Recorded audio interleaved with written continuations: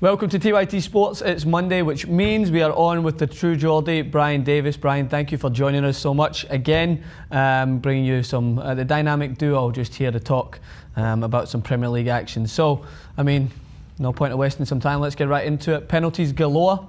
The referee, I think he went into this game thinking it was his last ever game refereeing, so decided to hand out a career's worth of penalties in the one game. What was your take on that? Well, it was like Oprah Winfrey show, wasn't it? You get a penalty, you get a penalty, everyone gets a penalty. So I think Aguero, even though a player of his quality misses a penalty and he still gets another one, to put it right, says the whole story of the game. And one of them wasn't even in the box, one of them wasn't even a foul. It just got a bit ridiculous towards the end of that match, mate. I don't know what you think. I just thought that, to be honest, I think it's both. You need to be critical of the referee and critical of the players, because when you see a referee that gives two penalties like already in a game, you know that you need to be extra cautious, right? You know what I mean? So for the sending off for Tottenham, I thought it wasn't a sending off, to be honest. I think that the goal scoring situation didn't happen yet, so you can't really tell what's going to happen until the ball gets played in the box for Aguero's goal. He was making a run into that area, but the kid's so stupid to pull on Aguero's jersey anyway, but he's going in that area, because the referee, he's going to give you a penalty for sneezing in the box, so why would you even touch anyone? You know what I mean? I just thought it was absurd. I think players at this level of professionalism, they realise that these referees, how strict they're being. I just think they need to be a little more mature in their decisions in the box, especially Kabul, who I thought had a great game against Arsenal when Tottenham played Arsenal. But I think he's all in or nothing, you know what I mean? I think he goes in for every tackle, he goes in for everything, and if he leaves his feet too early, he's going to give away a penalty. So you're going to have these games where he's going to be fantastic, and then you're going to have these games like Man City where he's brutal and he goes in and leaves his feet too much. What do you think?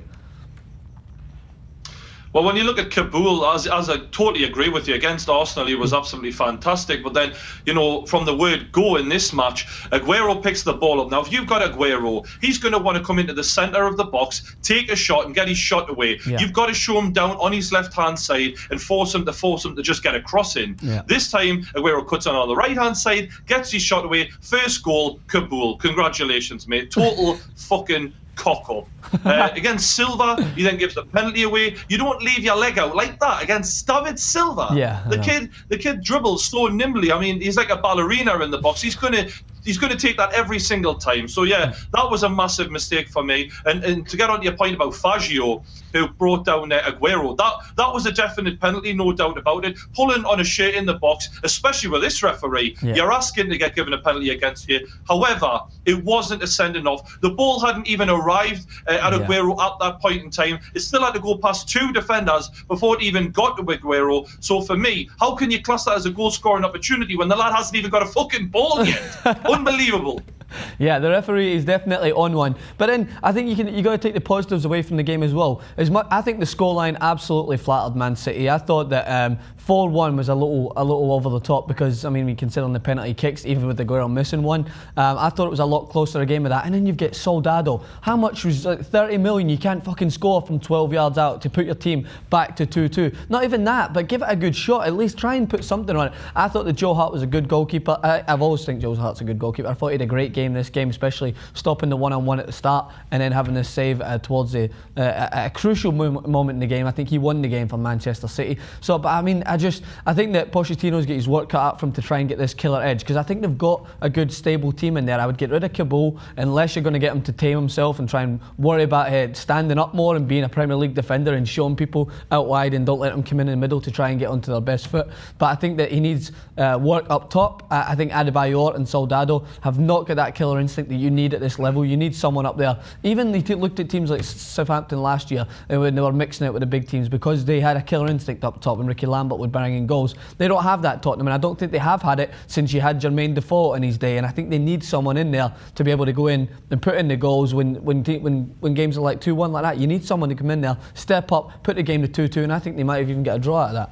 Well, I predicted this game to be a 2-1 win to Man City. I didn't think it was going to be easy, because Pochettino's high-pressing style was always going to give Man City a few problems. And obviously, they got that goal from that when Mason dispossessed Fernando in the middle of the Man City half. And they took it forward. Soldado plays it into Eriksen. Lovely finish. Just blasts it high and low.